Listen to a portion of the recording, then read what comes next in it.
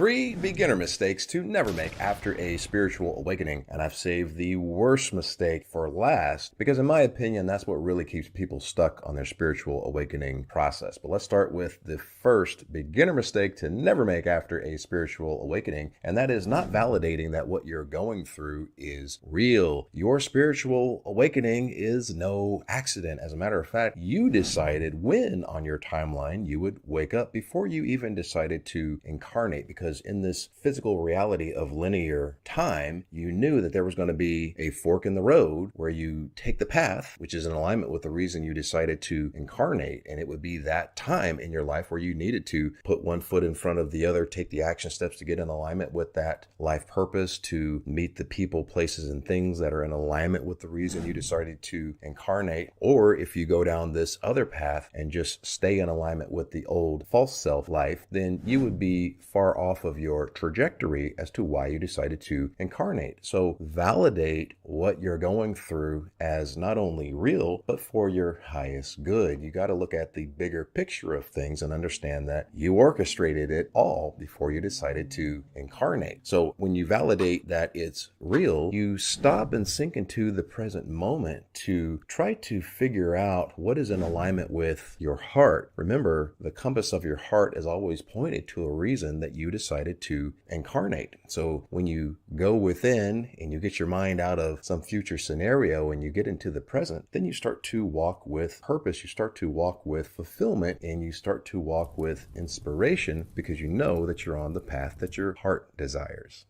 And the second beginner mistake to never make after a spiritual awakening is believing that what you're going through is somehow evil or a test of faith to stay obedient to some form of fear-based man-made dogma. Again, your spiritual awakening is no mistake. You orchestrated when you were going to wake up on your timeline. It wasn't orchestrated by some imaginary scapegoat that man invented to fear humans into good behavior and obedience. No, you decided when you were going to wake up. And what does wake up really mean? It means getting out of alignment with the opposite frequency of source or God. That frequency would be fear. The dominant frequency of source or God is love. The opposite of that frequency is fear. So once you take one step back from fear because of your awakening, you see through all of the fear-based man-made structures like hierarchy, shaming, condemnation, damnation. All of these things are fear. When you get into the source frequency, you start to step into that love frequency. You start to step into your authenticity. You start to step into your sovereignty. You start to have the courage to do some critical thinking, and you start to practice self-love. This is what every loving parent wants for their child. There is no loving parent that wants to keep their child subservient and codependent their entire life. What does every parent want for their child? Every parent wants their child to grow up and be a self-sufficient adult and go even further than they ever went. Okay, well, why wouldn't your heavenly Father want the same thing? If he doesn't, that wouldn't be love. If it's not love, then it's man-made. Worship is not a thing. Worship is hierarchy. The definition of love is to take something as yourself. Well, that means equality. Hierarchy, worship is not equality. If you doubt this, if you're a loving parent, ask yourself if you want your kids to worship you. If that answer is no, then I would assume the reason would be because you love them. So once you awake and you take a step back from fear, you start to understand what is actually love so that you can discern from what is fear masquerading as love.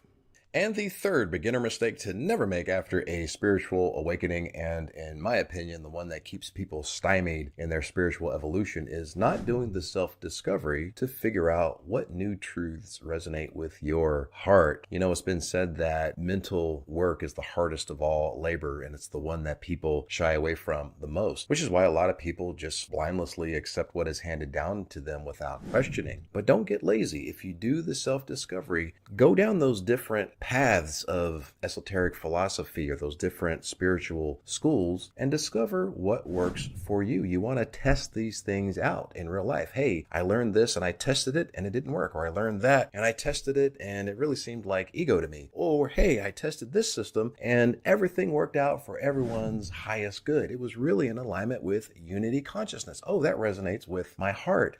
And then you discover your gnosis, knowledge through experience. You've tested it out. You know that it works. And that's when it makes the bridge from the logical brain to the heart. It becomes your subconscious belief. It becomes your gnosis. What is logical typically needs to be defended and validated and approved by others to be believed as real. But when something reaches your heart, it's your personal truth. It doesn't need to be validated or approved by anyone. And it's not something that was just handed down to you and with a warning to never question it.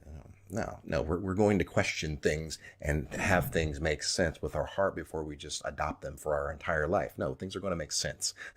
All of the dots are going to be connected, the T's are going to be crossed, and the I's are going to be dotted here for us to follow that path. And what happens then? You're no longer stymied. Your spiritual evolution continues to grow. But I will say, please make sure that you keep a white belt mentality. You're always in a learning mode. You always have an open mind for new information that may change your perspective. And this is how you continue to evolve. This is how the universe continues to expand. Expansion is the main motive behind the universe having a physical experience as all of you. So when you're open-minded, the universe gets to expand through the collective.